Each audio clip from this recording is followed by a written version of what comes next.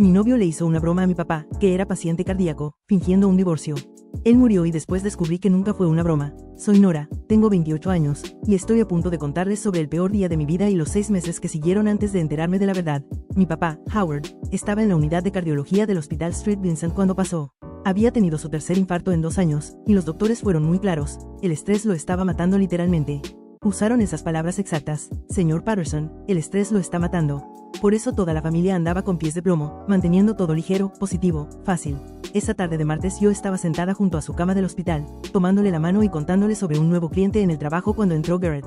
Garrett era mi esposo de 11 meses. Habíamos tenido un romance relámpago. Nos conocimos en una boda, salimos 4 meses, nos comprometimos, nos casamos 6 meses después.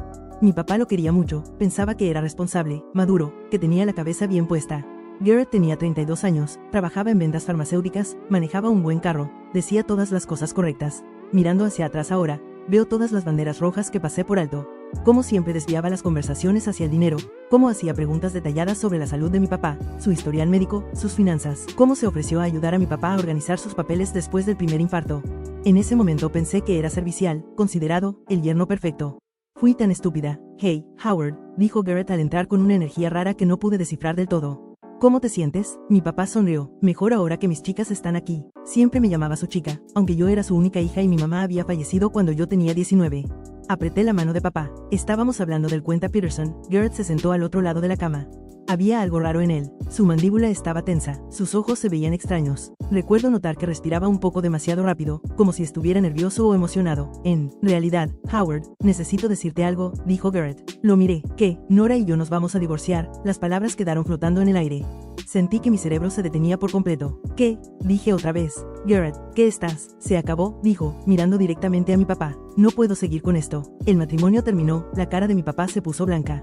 El monitor cardíaco empezó a pitar más rápido. Papá, está bromeando, dije rápido, poniéndome de pie. Garrett, para, esto no es gracioso, pero Garrett siguió. Ya contacté a un abogado. Me voy este fin de semana. Solo pensé que Howard debía saberlo. Pensé que merecía oírlo de mí directamente en vez de enterarse después. Garrett. Le agarré el brazo. Para, el monitor ya estaba loco. Mi papá intentaba sentarse, cara roja, respiración rápida. Tú, no puedes. Jadeó con acento agudo papá. Nora, cariño, ¿qué? Entró una enfermera corriendo. Luego otra, luego un doctor. Me empujaron a un lado mientras se amontonaban alrededor de mi papá. Me quedé ahí congelada mientras Garrett solo miraba. Solo se quedó parado mirando con una expresión en blanco en la cara. Todos afuera, dijo el doctor. Ahora, tropecé hacia el pasillo. Garrett me siguió. ¿Qué te pasa? Le grité. Otra gente en el pasillo volteó a ver. No me importó. ¿Qué demonios fue eso? Relájate, dijo Garrett. Es una broma. Estoy probando algo. ¿Probando qué? Mi papá tiene una condición cardíaca, lo sé, pero va a estar bien. Solo quería ver su reacción. Siempre es tan calmado con todo. Quería ver si, ¿estás loco? Estaba temblando. Aléjate de mí ahora mismo. Levantó las manos. Ok, lo siento. Fue estúpido. Le diré que era una broma cuando nos dejen entrar de nuevo, pero nunca nos dejaron entrar de nuevo. 20 minutos después, una doctora salió y me pidió que la siguiera a una habitación privada. Mi papá murió a las 3:47 de la tarde, infarto masivo. Intentaron todo, RCP, desfibrilador, medicamentos de emergencia. Se fue antes de que yo siquiera entendiera qué estaba pasando. No recuerdo mucho de la siguiente hora.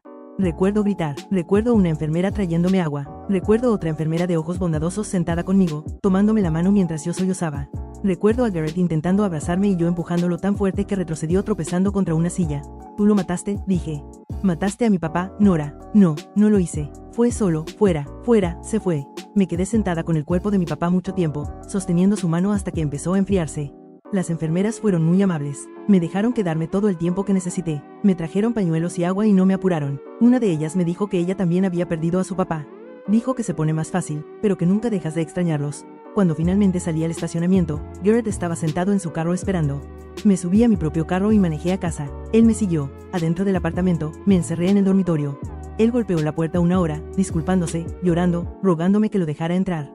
Al final lo hice porque ¿qué más iba a hacer? Mi papá estaba muerto. Garrett era todo lo que me quedaba. O eso pensaba. Lo siento tanto, seguía diciendo. Lo siento tanto. Fue lo más estúpido que he hecho en mi vida. No estaba pensando. Nunca pensé. Dios, Nora, nunca pensé. ¿Por qué? Pregunté. Mi voz sonaba hueca, vacía. ¿Por qué harías eso? No sé, no sé. Tu papá siempre parecía tan imperturbable, tan calmado. Supongo que solo quería sacarle una reacción. Sé cómo suena, lo sé, pero te juro que fue solo una broma estúpida. Iba a decirle inmediatamente que no era real. Bueno, no tuviste la oportunidad. Empezó a llorar más fuerte, lágrimas reales corriendo por su cara. Después me di cuenta. Era bueno en eso, llorar a voluntad. Lo sé, Dios, lo sé, Nora. Nunca me voy a perdonar, nunca. Debí haberlo dejado esa noche, debí haberlo echado y haber tramitado el divorcio de verdad, pero tenía 28 años, mi único padre había muerto y no podía soportar estar completamente sola. Así que lo dejé quedarse. El funeral fue 4 días después. Mi papá había sido un hombre callado, trabajó como contador 30 años, se jubiló a los 65, pasaba el tiempo en el jardín y leyendo novelas de misterio. Pero vino mucha gente, compañeros de trabajo, vecinos, amigos de su iglesia, gente que yo ni conocía. Resulta que mi papá había tocado muchas vidas de formas silenciosas. Hacía impuestos gratis a ancianos del barrio, era voluntario en la biblioteca, ayudaba a entrenar ligas infantiles aunque yo nunca jugué deportes. No sabía ni la mitad de eso. Toda esa gente se me acercó y me contó historias de mi papá que yo nunca había oído. Garrett estuvo a mi lado todo el tiempo, tomándome la mano, interpretando el papel del yerno dolido, y lo dejé porque ¿qué más podía hacer? ¿Anunciar a todos que mi esposo había asustado literalmente a mi papá hasta la muerte? La abogada de mi papá, una mujer llamada Patricia Wang, se me acercó después del servicio. Nora, lo siento mucho por tu pérdida, dijo. Tendría unos 50 años, ojos agudos y una actitud directa. Howard era un hombre maravilloso. Lo representé 15 años. Cuando estés lista, tenemos que vernos para hablar del patrimonio, asentí atontada. Ok, actualizó su testamento hace unos 6 meses. Todo va para ti, por supuesto. La casa, sus ahorros, sus cuentas de retiro. Es todo muy directo. Hace 6 meses, justo antes de que Garrett y yo nos casáramos. En ese momento no le di importancia. La lectura del testamento fue 2 semanas después. Heredé todo, la casa en los suburbios donde crecí, pagada y valuada en unos $400,000. Sus cuentas de retiro otros $300,000, sus ahorros unos $50,000, algunas acciones quizás otros $100,000. Estaba sentada sobre casi $900,000. Wow, dijo Garrett cuando se lo conté. Estábamos en la sala, yo todavía estaba en esa niebla de duelo, todo se sentía lejano y amortiguado. Eso es increíble, Nora, tu papá realmente te cuidó bien, sí. ¿Qué vas a hacer con eso? No sé, no lo he pensado. Podríamos comprar una casa de verdad, salir de este apartamento, tal vez en algún lugar con jardín, espacio para niños eventualmente. Lo miré. ¿Podemos no hablar de esto ahora? Claro, lo siento, había estado disculpándose constantemente durante 2 semanas, caminando con cuidado a mi alrededor, siendo demasiado atento, preparándome té, cocinando cena, lavando la ropa, como tratando de compensar lo que había hecho. Volví al trabajo 3 semanas después del funeral. Necesitaba la distracción. Trabajaba en marketing para una empresa de tecnología mediana en el centro.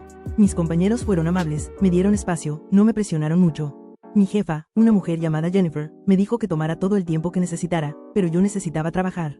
Necesitaba algo en que enfocarme aparte del duelo. Mi mejor amiga de la universidad, Bridget, me llamaba cada 2 días para ver cómo estaba. ¿Cómo estás llevando todo?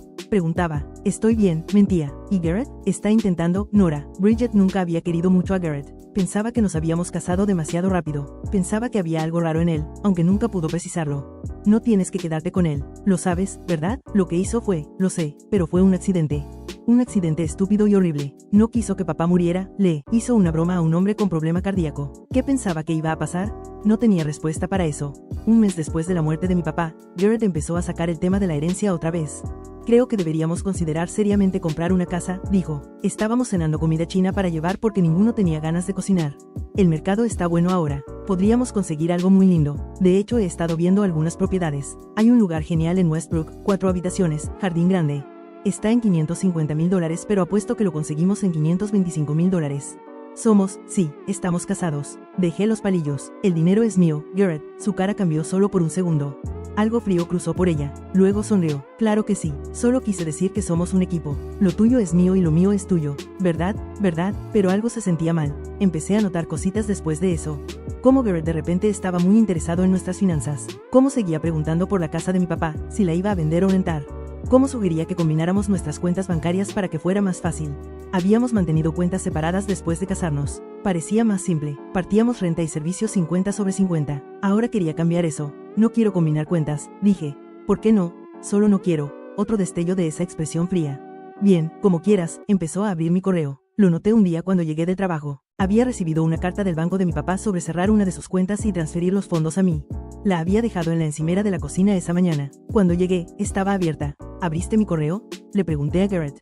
Estaba preparando cena. Pasta. Oh, sí, perdón. Pensé que podía ser importante. Está dirigido a mí, lo sé. Solo pensé que como estamos casados, estaba bien. Por favor no abras mi correo. Claro, sin problema. Pero lo volvió a hacer la semana siguiente. Y la siguiente, empecé a llevarme el correo al trabajo. 2 meses después del funeral, fui a la casa de mi papá a empezar a revisar sus cosas. Lo había estado posponiendo, no podía enfrentarlo, pero la casa estaba ahí vacía y necesitaba decidir qué conservar, qué donar, qué tirar. No le dije a Garrett que iba, solo pedí un día personal en el trabajo y manejé allá. La casa olía a mi papá. Su colonia Old Spice, la misma que usaba desde hacía 30 años. Su suavizante de ropa con olor a frese, café porque siempre hacía una olla por la mañana, y el olor se había impregnado en todo. Me quedé en la entrada y lloré 20 minutos antes de poder moverme. Empecé en su habitación, revisé el closet, la cómoda, empaqué ropa para donar, encontré el reloj que le regalé por sus 65 años, un Sears Nickel Drive bonito, su anillo de bodas con mi mamá, una banda de oro sencilla, los puse aparte para quedármelos. Luego pasé a su oficina. Mi papá era meticuloso con los papeles, todo archivado, etiquetado, organizado. Declaraciones de impuestos de 20 años atrás, registros médicos en orden cronológico, papeles de seguros separados por tipo. Empecé a revisar su archivero, separando documentos en pilas. Declaraciones para triturar después de 7 años, registros médicos para conservar, seguros para revisar, y entonces encontré la carpeta etiquetada, Howard Patterson Seguro de Vida, la abrí. Había 2 pólizas adentro, una vieja de cuando mi mamá vivía, ella era la beneficiaria, después de que murió, la cambió a mí, $1 millón, la segunda era nueva, fechada 7 meses atrás. La beneficiaria era Garrett Mitchell, mi esposo, la póliza era por $2 millones. Me senté en el piso de la oficina de mi papá mirando el papel. ¿Por qué mi papá sacaría una póliza de seguro de vida con Garrett como beneficiario a menos que no lo hubiera hecho? Mis manos empezaron a temblar. Mi mente iba a mil. Hace 7 meses, eso era un mes antes de que Garrett y yo nos casáramos. ¿Por qué mi papá sacaría una póliza de $2 millones y pondría a Garrett como beneficiario cuando ni siquiera estábamos casados todavía? No lo haría. Saqué mi teléfono con manos temblorosas y llamé a Patricia, la abogada. Patricia, soy Nora Patterson. Tengo una pregunta sobre el patrimonio de mi papá, claro. ¿Qué es? ¿Manejaste una póliza de seguro de vida para él? Una nueva de hace unos 7 meses, hubo una pausa. No, la única póliza de seguro que conocía era la original contigo como beneficiaria. ¿Por qué? Encontré papeles de una segunda póliza. $2 millones con mi esposo como beneficiario, otra pausa. Más larga esta vez. Nora, necesito ver esos papeles. ¿Puedes traerlos a mi oficina? ¿Cuándo? Ahora, si es posible, manejé directo allá. La oficina de Patricia estaba en el centro, a 30 minutos. Apenas recuerdo el camino, seguía pensando en todas las veces que Garrett había visitado a mi papá sin mí. Cómo se ofreció a ayudar a organizar los papeles de mi papá. Cómo tenía una llave de la casa. Patricia examinó los papeles con cuidado. Su expresión se ponía cada vez más oscura. Esto es una falsificación, dijo al final. ¿Qué? Esta no es la firma de tu papá. Mira, sacó otros documentos del expediente del patrimonio de mi papá. Su testamento, una escritura de propiedad, estados de cuenta bancarios. Compáralos. La firma está parecida, pero no es correcta. Mira aquí, la forma en que tu papá siempre hacía el lazo de la no coincide, y aquí la forma en que cruzaba las T. Tu papá tenía una letra muy distintiva. Esto es similar pero no es de él. Mire, tenía razón, la firma era parecida pero equivocada. Alguien falsificó la firma de mi papá, y presentó una póliza de seguro fraudulenta. Mis manos temblaban. Garrett, Patricia me miró. ¿Tienes alguna razón para creer que tu esposo haría algo así? Estuvo mucho con mi papá en los meses antes de que muriera. Papá entraba y salía del hospital. Garrett lo visitaba a veces sin mí. Decía que le hacía compañía, que lo ayudaba con mandados. ¿Tu papá guardaba documentos importantes en casa a los que tu esposo pudiera tener acceso? Todos sus papeles importantes estaban en su oficina en casa, donde Garrett tenía llave, donde Garrett pasó horas ayudando a organizar cosas. Nora, creo que necesitas contactar a la policía. Pero, ¿y si me equivoco? ¿Y si hay alguna explicación? Entonces la policía investigará y lo descubrirá. Pero Nora, esto es un documento legal falsificado. Es un delito. Si tu esposo hizo esto, si sacó una póliza de seguro fraudulenta sobre tu papá, no terminó la frase. No hacía falta. Manejé a casa aturdida. Fui directo al apartamento. Garrett no estaba. Estaba en el trabajo. Fui a su oficina, la habitación de visitas donde tenía su escritorio y computadora. Empecé a revisar cajones. No sabía qué buscaba. Evidencia, prueba, algo. Lo encontré en el cajón de abajo, escondido bajo una pila de manuales viejos de carro, una carpeta. Adentro había fotocopias de documentos de mi papá, acta de nacimiento, tarjeta de seguro social, tarjeta de Medicare, licencia de conducir, su firma en varios papeles, cheques, formas, cartas. Como si alguien hubiera estado recolectando muestras, practicando. También había correos impresos entre Garrett y alguien llamada Simone Chen. Los leí. La salud de Howard está empeorando más rápido de lo esperado. Tenemos que adelantar el cronograma. La póliza debería pagar en 6 meses si lo cronometramos bien. ¿Estás seguro de que puedes hacer que ella se quede contigo después? No puede sospechar nada, no lo hará. Está demasiado emocional, demasiado apegada. Voy a interpretar al esposo culpable. Me perdonará, y la herencia, trabajando en eso. Una vez que nos divorciemos, me llevo la mitad de todo. Entre el pago del seguro y el patrimonio, estamos viendo más de $2 millones. dividido en dos. Es más que suficiente, los correos seguían, planeando, estrategizando, hablando de mi papá como si fuera un obstáculo, un problema por resolver, hablando de mí como si fuera una presa, un blanco. El último correo estaba fechado 2 días antes de que Garrett le hiciera la broma a mi papá en el hospital. Mañana lo hago. Le digo que nos divorciamos. Su corazón no lo aguantará. El doc dice que un evento de estrés grande más y se acabó. Me aseguraré de que Nora esté ahí para que no sospeche que lo hice a propósito. Pensará que fue una broma que salió mal. ¿Estás seguro de que la póliza pagará aunque la falsificamos? Tomará meses investigarlo, si es que lo hacen. Para entonces ya estaremos lejos con el dinero. Ya tengo la cuenta offshore lista, no podía respirar. No fue una broma, fue asesinato. Garrett había matado a mi papá a propósito por dinero. Y esta mujer, Simone Chen, lo había ayudado a planearlo. Tomé fotos de todo con mi teléfono. Los correos, los documentos copiados, todo. Luego puse todo de vuelta exactamente como lo encontré. Llamé a Patricia. Lo hizo a propósito, dije. Mi voz temblaba. Tengo pruebas, le envié las fotos. Me llamó de vuelta 5 minutos después. Nora, escúchame muy bien, no lo confrontes, no le dejes saber que sabes. Esto es un asunto criminal. Estoy llamando a la policía ahora mismo. ¿Dónde estás? ¿En casa? ¿En el apartamento? ¿Está él ahí? No, está en el trabajo, empaca una maleta. Ve a un hotel, no le digas dónde estás. La policía va a querer hablar contigo y primero necesitamos asegurarnos de que estés a salvo. Si se entera, si se da cuenta de que viste esos correos, ¿crees que me haría daño? Creo que mató a tu papá por dinero. Creo que tienes que ser muy cuidadosa. Ok, empaqué rápido. Ropa, artículos de aseo, mi laptop, documentos importantes. Agarré el reloj y el anillo de bodas de mi papá de mi cómoda. La caja de joyas de mi mamá, cosas que no podía reemplazar. Justo estaba cerrando la maleta cuando oí abrir la puerta del apartamento. Garrett llegó temprano. Nora, gritó. ¿De quién es ese carro estacionado enfrente? ¿Estás bien? Me congelé. La maleta estaba en la cama, mi teléfono en la mano, la carpeta de su cajón todavía en mi bolso. Apareció en la puerta del dormitorio.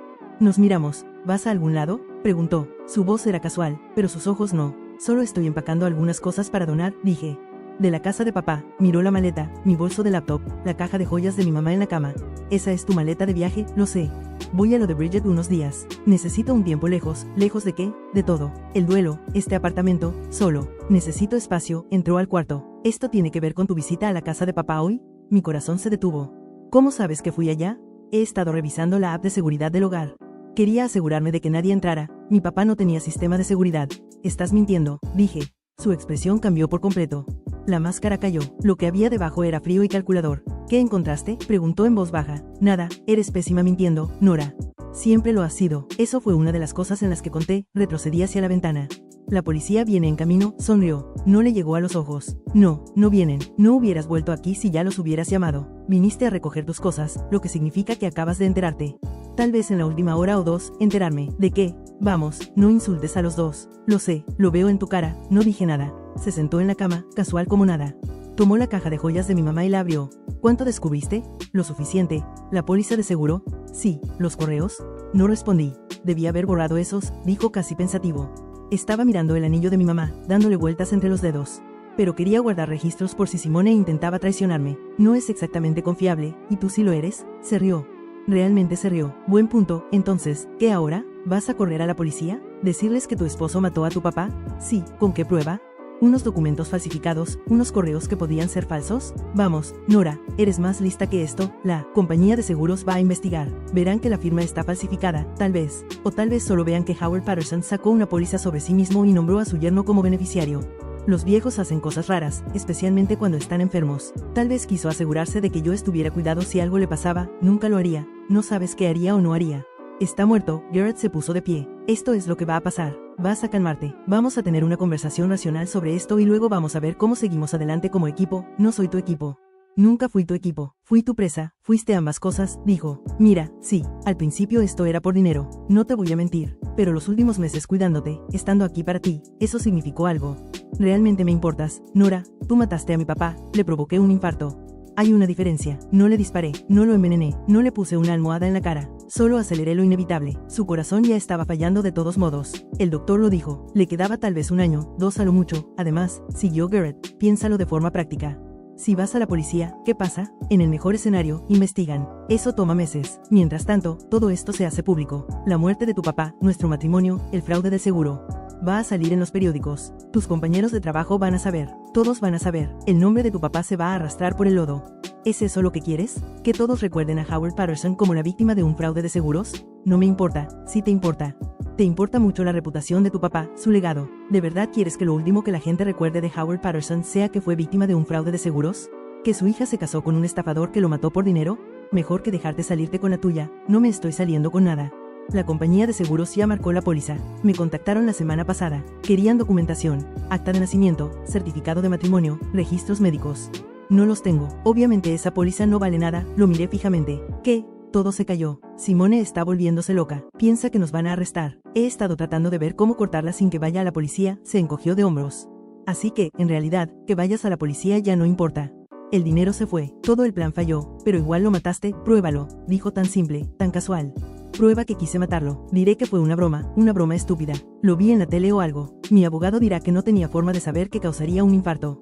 Ninguna persona razonable podría haberlo predicho. En el peor caso, me acusan de poner en peligro imprudente. Lo más probable es que no pase nada. Es tu palabra contra la mía. Me di cuenta de que tenía razón. Lo había pensado todo. Tenía respuesta para todo. Además, agregó, si me divorcias ahora, tengo derecho a la mitad de todo lo que heredaste. Así funciona la propiedad comunitaria en este estado. Así que en realidad, entregarme te cuesta $450,000, tal vez más dependiendo de los honorarios legales. No me importa el dinero. A todos les importa el dinero. Nora, sonó el timbre. Los dos miramos hacia la puerta. ¿Esperas a alguien?, preguntó Garrett. Sonreí, metí la mano en mi bolso, saqué mi teléfono. Patricia llamó a la policía mientras hablábamos. La tuve en altavoz todo el tiempo. En mi bolso, su cara se puso blanca. El timbre sonó otra vez. Luego golpes fuertes. Policía, abran. Garrett se lanzó por mi bolso. Lo tiré por la ventana. Estábamos en el segundo piso. Cayó en el pasto abajo justo cuando dos oficiales doblaban la esquina del edificio. Uno de ellos lo recogió. Garrett me miró. Realmente me miró y vi el momento exacto en que se dio cuenta de lo que había hecho. Tú lo planeaste, dijo. Llamé a Patricia desde el carro, le conté todo. Ella llamó a la policía. Necesitaba que confesaras. Por eso volví. Te usaste como carnada. Mi papá me enseñó a ser lista, a pensar adelante, a documentar todo. Debiste haber investigado mejor. La policía ya estaba en la puerta del apartamento, golpeando fuerte. Policía, abran la puerta. Garrett corrió hacia la puerta trasera. No dio ni 3 pasos antes de que la puerta principal se abriera de golpe y los oficiales entraran en tropel. Vi cómo lo derribaron, lo inmovilizaron en el suelo, le leyeron sus derechos. Tiene derecho a guardar silencio. Todo lo que diga puede y será usado en su contra en un tribunal de justicia. Una oficial se acercó a mí. Una mujer de ojos amables. ¿Está bien, señora? Sí. Tenemos la grabación. Su abogada nos la envió en tiempo real. Lo que hizo fue muy valiente, o muy estúpido, un poco de las dos, sonrió con amabilidad. Venga, saquémosla de aquí. Detuvieron a Simone Chen 3 horas después en su apartamento en Portland. Resultó que era paralegal en un bufete de abogados. Tenía acceso a todo tipo de documentos legales. Había estado teniendo una aventura con Garrett durante 2 años. 2 años. Nosotros solo llevábamos 11 meses casados. Me había estado engañando antes de que nos casáramos siquiera. Se quebró inmediatamente cuando llegó la policía.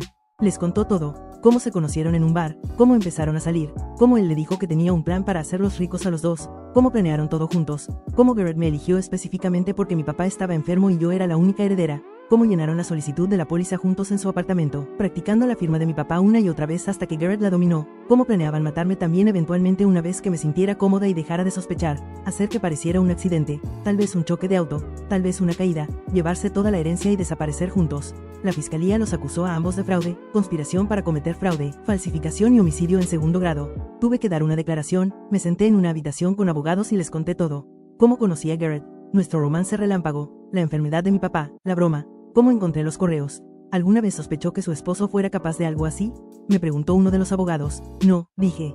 Nunca, pero no era del todo cierto. Hubo momentos, cositas que no cuadraban, pero las ignoré, las expliqué de otra forma porque lo amaba. Porque quería creer que me amaba. El juicio fue 8 meses después. Testifiqué, me senté en el estrado y le conté todo al jurado. La condición cardíaca de mi papá, la broma, lo que encontré, la grabación que hice. El abogado defensor intentó destrozarme. No, es cierto, señorita Patterson, que estaba buscando a alguien a quien culpar por la muerte de su padre. ¿Que no podía aceptar que simplemente era su hora? No, ¿no es cierto que usted y el señor Mitchell tenían problemas matrimoniales?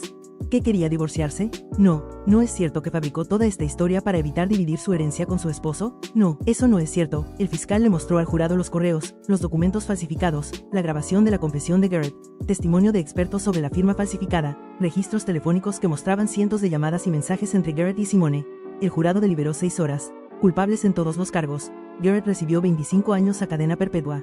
Simone 20. Vendí la casa de mi papá. No podía vivir ahí más. Demasiados recuerdos, buenos y malos. Compré un condo pequeño en otra parte de la ciudad. Empecé de nuevo. Bridget me ayudó a empacar la casa vieja. Pasamos todo un fin de semana revisando todo. ¿Cómo estás?, me preguntó. Estábamos sellando cajas en lo que solía ser mi habitación de niña, ¿de verdad? Estoy bien, dije, y esta vez no era mentira. Tu papá estaría orgulloso de ti. Lo sabes, ¿verdad? Lo pensé. Como mi papá siempre me enseñó a ser cuidadosa, a confiar en mis instintos, a guardar registros de todo, a pensar 3 pasos adelante. Había sido contador, los detalles le importaban, la verdad le importaba, la documentación le importaba. Sí, dije. Creo que sí estaría. Conservé una cosa de la casa de mi papá, una foto enmarcada de los dos en mi graduación de universidad. Él está sonriendo, con el brazo alrededor de mis hombros, viéndose tan orgulloso. Yo llevaba birrete y toga, sosteniendo mi diploma, sonriendo como idiota. La puse en la repisa de mi nuevo lugar. A veces le hablo, le cuento de mi día, de cómo va el trabajo, de la nueva vida que estoy construyendo. Me gusta pensar que me escucha, me gusta pensar que sabe que hice justicia por él, y me gusta pensar que donde sea que esté, está en paz. Un año después del juicio, estaba limpiando mi bodega de almacenamiento, deshaciéndome de las últimas cosas de mi vida vieja, cuando encontré una caja que no reconocía. Estaba etiquetada, Nora, con la letra de mi papá. Adentro había una carta. Querida Nora, si estás leyendo esto, me fui. Lamento no haber podido estar toda tu vida, pero estoy muy orgulloso de la mujer en que te has convertido. Eres fuerte, eres inteligente, eres amable, todo lo que tu mamá y yo esperábamos que fueras. Necesito decirte algo que nunca te dije en vida. Hace unos 6 meses, un hombre vino a mi casa. Dijo que era de una compañía de seguros. Quería que firmara unos papeles para una póliza nueva. Dijo que era una tarifa especial para jubilados. Algo se sintió mal. Llevo 40 años haciendo impuestos y manejando documentos financieros. Sé cómo se ve el papeleo legítimo. Esto no lo era, así que no firmé. Lo eché, pero tenía tu foto de boda, la de la recepción. Sabía detalles de nuestra familia, el nombre de tu mamá cuando falleció. ¿A qué te dedicas? Creo que fue Garrett. Creo que intentaba engañarme para que firmara algo. Hice una denuncia a la policía, pero no pasó nada. Dijeron que sin pruebas no podían hacer mucho. Escribo esta carta por si acaso. Si algo me pasa, si mi corazón falla en circunstancias sospechosas, investiga. No lo aceptes así nomás. Eres inteligente, Nora, más inteligente de lo que te das crédito. Tienes buenos instintos. Confía en ellos. Confía en ti. Te amo siempre. Papá, la carta estaba fechada 2 meses antes de que muriera. Él lo sabía. Tal vez no todo, pero lo suficiente. Lo suficiente para sospechar, lo suficiente para protegerse, lo suficiente para dejarme este rastro de migajas. Me senté en el piso de esa bodega y lloré. No lágrimas tristes esta vez, lágrimas de gratitud, porque incluso en la muerte, mi papá me cubría las espaldas. Me había enseñado todo lo que necesitaba saber. Cómo ser cuidadosa, cómo investigar, cómo confiar en mis instintos, cómo documentar todo.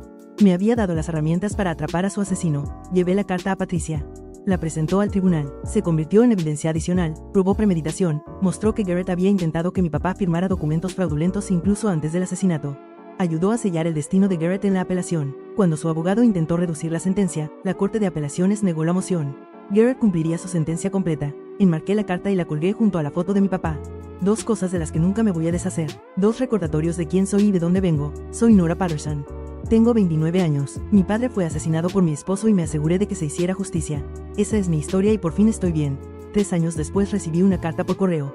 Sin remitente, matasellos de la prisión correccional femenina donde Simone cumplía su sentencia. Adentro una sola hoja. Lo siento, decía. Tú merecías algo mejor. Tu padre merecía algo mejor. Garrett debía cancelarlo la noche antes del hospital. Me prometió que había cambiado de opinión. Dijo que se había pasado de la raya. Le creí. Debía haberlo detenido yo misma. Debía haberte advertido. Debía haber hecho muchas cosas. Sé que lo siento no significa nada, pero necesito que sepas que tu papá hablaba de ti todo el tiempo. Cuando Garrett lo visitaba en el hospital sin ti, Howard le mostraba fotos, le contaba historias, presumía de tu trabajo, de tus logros, de lo orgulloso que estaba de ti.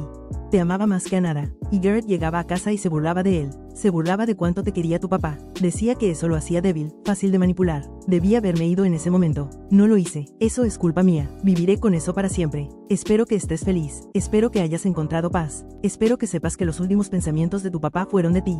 Dijo tu nombre justo antes de pedir por ti. Pensé que debías saberlo. Simone, leí la carta 3 veces. Luego la quemé. No necesitaba su disculpa. No la quería. Pero me quedé con una parte. La de que mi papá dijo mi nombre al final. Dolió, pero también ayudó porque significaba que en sus últimos momentos no estuvo solo. Estaba pensando en mí, y me aseguré de que las personas que lo lastimaron pagaran por ello. Eso fue suficiente. Tengo 32 ahora. Me mudé a otra ciudad, Seattle. Comienzo fresco, trabajo nuevo, amigos nuevos, mejor clima. Créanlo o no, no salgo mucho. Problemas de confianza, probablemente. Mi terapeuta dice que es normal. Dice que estoy sanando a mi propio ritmo. Que no hay plazo para este tipo de cosas. Pienso en mi papá todos los días. Me pregunto qué pensaría de mi vida ahora. Si estaría orgulloso de las decisiones que he tomado, de la persona en que me he convertido. Creo que sí, espero que sí. La semana pasada me llamó Patricia. Garrett estaba en libertad condicional. 25 a perpetua significaba que podía solicitar después de cumplir 20. Querían saber si estaría dispuesta a dar una declaración de impacto a la víctima en la audiencia. Sí, dije sin dudar. Ahí estaré, así que ahí estoy ahora, sentada en una habitación de hotel en la ciudad donde todo pasó. La audiencia de libertad condicional es mañana por la mañana. He estado preparándome semanas, escribiendo y reescribiendo mi declaración, tratando de encontrar las palabras correctas para explicar qué me quitó. A mi padre, mi confianza, mi paz mental, mi creencia de que las personas son fundamentalmente buenas. Me quitó todo eso y lo hizo por dinero. Dinero que ni siquiera consiguió. La ironía no se me escapa. Destruyó todo, su vida, la mía, la de mi papá, por dinero que nunca llegó. La compañía de seguros nunca pagó. Obviamente, la investigación descubrió el fraude de inmediato, así que no consiguió nada y lo perdió todo. A veces pienso que esa es la mejor justicia de todas. No la sentencia de prisión, no el veredicto de culpable, sino el hecho de que falló, completamente, totalmente falló. Mató a un buen hombre por nada, y pasará el resto de su vida sabiéndolo. La audiencia es a las 9 de la mañana. Llego a las 8:30 de la mañana. El edificio es viejo, institucional, de concreto y luces fluorescentes. Firmo en la recepción, paso por seguridad, me dirigen a una sala de espera. Patricia me encuentra ahí, sigue siendo aguda, sigue sin rodeos, pero hay más canas ahora, más líneas alrededor de los ojos. ¿Cómo te sientes?, pregunta. ¿Nerviosa? Es normal. Vas a hacerlo genial, solo habla desde el corazón. Diles que te quitó, a las 9 de la mañana nos llaman. La sala de audiencias es más pequeña de lo que esperaba. Hay un panel de 3 personas, 2 hombres, una mujer, sentados en una mesa al frente. Garrett ya está ahí con su abogado. Lleva un overol naranja. Está más delgado de lo que recuerdo, más canas en el pelo. Se ve mayor, me ve y algo cruza su cara. No puedo leerlo. El presidente del Consejo de Libertad Condicional, un hombre mayor con lentes, habla primero. Estamos aquí hoy para considerar la solicitud de libertad condicional de Garrett Mitchell, quien actualmente cumple 25 años a cadena perpetua por homicidio en segundo grado, fraude y conspiración. Señor Mitchell, tiene la oportunidad de dirigirse al consejo primero. Garrett se pone de pie, carraspea. Quiero empezar diciendo que lamento profundamente lo que hice. He tenido mucho tiempo para pensar en mis acciones, para reflexionar sobre el dolor que causé. Era una persona diferente entonces, egoísta, codiciosa. Dejé que mi deseo por dinero nublara mi juicio. Tomé decisiones terribles que resultaron en la muerte de un buen hombre. Howard Patterson no merecía lo que le pasó, y Nora no merecía lo que le hice pasar. Me mira cuando dice mi nombre. Mantengo la cara neutral. He pasado los últimos años en prisión tratando de convertirme en una mejor persona. He tomado clases, obtuve mi GED, empecé a trabajar en un título asociado en negocios. He estado en terapia, trabajando en los problemas que me llevaron a tomar decisiones tan terribles. Encontré la fe, asisto a capilla todas las semanas. He sido un prisionero modelo, sin infracciones. He ayudado a otros reclusos a aprender a leer. Soy voluntario en la biblioteca de la prisión. Sigue así 10 minutos hablando de cuánto ha cambiado, de cuánto se arrepiente, de que quiere una oportunidad para enmendar. Todo muy ensayado, muy pulido. Cuando termina, el presidente le agradece y se vuelve hacia mí. Señorita Patterson, usted presentó una declaración escrita de impacto a la víctima, pero también indicó que le gustaría dirigirse al consejo en persona. Puede proceder. Me pongo de pie. Mis manos tiemblan. Tengo notas, pero no las miro. Mi padre fue el mejor hombre que conocí. Empiezo. Era amable, paciente, honesto. Me enseñó todo lo que importa. Cómo ser buena persona, cómo defender lo correcto, cómo pensar por mí misma. Mi voz es firme, fuerte. Garrett Mitchell me quitó a mi padre. No en un momento de pasión, no en un accidente. Lo planeó durante meses. Se casó conmigo para acercarse a mi padre. Se hizo amigo de mi padre, lo visitó en el hospital, fingió que le importaba, todo mientras planeaba matarlo. El abogado de Garrett empieza a objetar, pero el presidente lo calla con un gesto, y lo mató. Le dio a mi padre, un hombre con una condición cardíaca grave, un shock masivo diseñado para provocar un infarto. Y funcionó. Mi padre murió asustado y confundido, pensando que el matrimonio de su hija se estaba desmoronando. Esos fueron sus últimos momentos. Miedo y confusión. Siento que las lágrimas se acumulan, pero no las dejo caer. Garrett Mitchell le robó a mi padre el último año de vida, tal vez 2. Le robó la paz a mi padre. Le robó la muerte a mi padre porque mi padre debió haber muerto rodeado de gente que lo quería, tomándome la mano, sabiendo que era querido. En cambio, murió en una cama de hospital, con el monitor cardíaco gritando, enfermeras corriendo porque un hombre en quien confiaba lo traicionó de la forma más cruel posible. Hago una pausa, miro directamente a Garrett. Garrett quiere que crean que ha cambiado, que se arrepiente, que merece una segunda oportunidad. Pero ha tenido 3 años para mostrar arrepentimiento, 3 años para pensar en lo que hizo. Y solo ahora, cuando quiere algo de ustedes, de repente encuentra la religión, la educación y la terapia. Miro de nuevo al consejo. Mi padre no tiene segunda oportunidad. No puede volver, no tiene libertad condicional de la muerte. Se fue para siempre por culpa de este hombre. Así que les pido, por favor no lo dejen salir. Por favor no le den la libertad que le robó a mi padre. 20 años no es suficiente. Nunca será suficiente, pero es lo que permite la ley. Así que por favor hagan que cumpla cada día. Me siento. La audiencia continúa. Le hacen preguntas a Garrett sobre sus planes si lo liberan, dónde viviría, cómo se mantendría, si tendría apoyo familiar. Responde con fluidez. Su mamá lo recibiría. Tiene un trabajo alineado en un almacén. Se mantendría lejos de mí. No intentaría contactarme. El consejo delibera 30 minutos. Cuando regresan, el presidente lee la decisión. Tras una cuidadosa consideración de toda la evidencia y testimonio presentado hoy, el consejo ha decidido negar la libertad condicional en este momento. Señor Mitchell, puede volver a solicitar en 5 años. La cara de Garrett cae. Su abogado le pone una mano en el hombro. Suelto un suspiro que no sabía que estaba conteniendo. Patricia me aprieta la mano mientras lo llevan afuera. Me mira una vez más, y ahora lo veo claro. Lo que no pude leer antes, enojo. No está arrepentido, está enojado por haber sido atrapado. Enojado porque su plan falló. Enojado porque lo superé, y me doy cuenta de que tomé la decisión correcta. Venir aquí, hablar, asegurarme de que lo vean por lo que realmente es. Un manipulador, un mentiroso, un asesino. Afuera del edificio, Patricia y yo estamos bajo el sol. Lo hiciste bien ahí adentro, dice.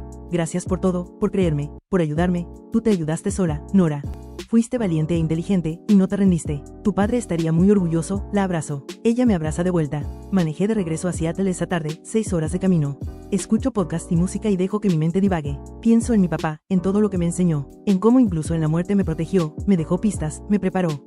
Pienso en Garrett, en cómo pasará al menos 5 años más en prisión, probablemente más.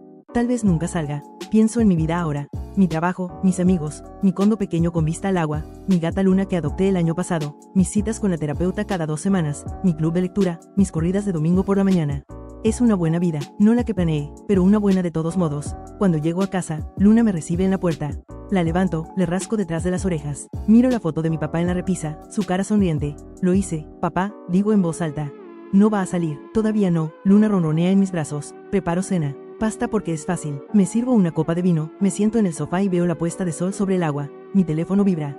Es Bridget. ¿Cómo fue? ¿Negaron la libertad condicional? Bien. Estoy orgullosa de ti, gracias. ¿Quieres tomar un café este fin de semana? Tengo noticias, buenas noticias, las mejores. Estoy embarazada, sonrío. Eso es increíble. Sí, café este fin de semana, hacemos planes y colgamos. Termino mi cena, lavo los platos, me preparo para dormir. Antes de apagar la luz, miro la foto de mi papá una vez más. Te amo, digo. Te extraño todos los días, pero estoy bien. Te prometo que estoy bien, y lo estoy. Tomó mucho tiempo. Años de terapia, años de duelo, años de enojo y tristeza y culpa, pero estoy bien. Sobreviví, hice justicia y estoy construyendo una vida de la que mi padre estaría orgulloso. Eso es todo lo que podemos hacer realmente. Seguir adelante, seguir construyendo, seguir honrando a las personas que perdimos viviendo la mejor vida que podamos. 5 años después recibo otra notificación. La próxima audiencia de libertad condicional de Garrett está programada. Tengo 37 ahora. Trabajo diferente, ciudad diferente. Me mudé a Portland por trabajo. Vida completamente distinta. Estoy comprometida. Se llama Thomas. Es maestro, amable, paciente, honesto. Sabe toda mi historia. Se la conté en nuestra tercera cita. Pensé que si iba a huir, mejor saberlo pronto. No huyó. Eso es horrible, dijo. Lo siento mucho que te haya pasado. Fue hace mucho tiempo. No lo hace menos horrible. Nos comprometimos el mes pasado. Ceremonia pequeña planeada para el próximo otoño. Solo amigos cercanos y familia. Sencilla, fácil. Cuando le cuento de la audiencia de libertad condicional, pregunta si quiero que venga conmigo. No, digo. ¿Necesito hacer esto sola? ¿Segura? Sí, pero gracias, vuelo de regreso para la audiencia. Patricia me encuentra ahí otra vez. Ahora está completamente canosa, pensando en jubilarse. La audiencia es parecida a la anterior. Garrett da su discurso, ha tomado más clases, obtuvo su título asociado, está trabajando en una licenciatura, sigue ayudando en la biblioteca, sigue yendo a capilla. Cuando me toca hablar, me pongo de pie. Pero esta vez no tengo el mismo enojo, el mismo duelo. El tiempo ha suavizado los bordes. Mi padre lleva 10 años muerto. Digo una década y no pasa un día sin que piense en él. Pero he construido una buena vida, la vida que él habría querido para mí. Encontré amor, tengo amigos, una carrera de la que estoy orgullosa. Estoy feliz. Miro a Garrett. Pero eso no significa que deba ser liberado. Porque Garrett ha tenido 10 años para pensar en lo que hizo, para aprender de ello, para crecer. Y eso es más tiempo del que tuvo mi padre. Mi padre tuvo exactamente 0 días para aprender y crecer después de que Garrett lo mató. 0 días para construir una nueva vida. 0 días para volver a encontrar felicidad, así que 10 años no es suficiente. Nunca será suficiente, pero es todo lo que requiere la ley. Así que les pido de nuevo, no lo dejen salir. Todavía no, el consejo niega la libertad condicional otra vez. Garrett puede volver a solicitar en otros 5 años. Salgo del edificio y me subo al carro de renta. Manejo al cementerio de mi papá. No había ido en años. Está en un cementerio fuera de la ciudad. Tranquilo, árboles por todos lados. Me paro frente a su lápida. Howard Patterson. Padre amoroso. Se fue pero nunca olvidado. Hola, papá, digo. Perdón por tardar tanto. La vida se puso ocupada. Le cuento de Thomas, de mi trabajo, de cómo estoy. Hice justicia por ti, digo. Tomó tiempo, pero lo hice, y voy a seguir luchando para asegurarme de que se quede encerrado todo el tiempo que haga falta. El viento mueve los árboles. Me gusta pensar que es él diciéndome que está orgulloso. Me gusta pensar que está en paz. Y por primera vez en 10 años, creo que yo también lo estoy. Vuelo a casa esa noche. Thomas me recoge en el aeropuerto. ¿Cómo fue? ¿Negaron la libertad condicional? Bien. Me toma la mano, me lleva a casa, y me doy cuenta de algo. Ya no estoy definida por lo que me pasó. No soy la chica cuyo padre fue asesinado. No soy la mujer que superó a un asesino. Solo soy Nora. Y eso es suficiente. Eso es más que suficiente.